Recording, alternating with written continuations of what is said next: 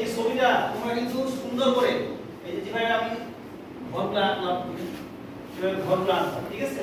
তারপরে এই গাছ দিলাম, ফুল দিলাম, এই যে মুরগি, গঙ্গা, মাছি, হ্যাঁ, তারপরে এই যে পাহাড়, হলো পাহাড়, এই পাহাড়।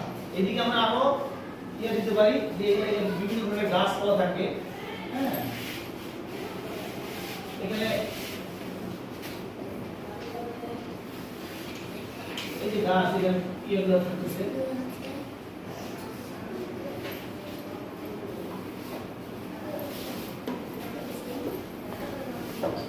বিভিন্ন ধরনের ফুল থাকলো।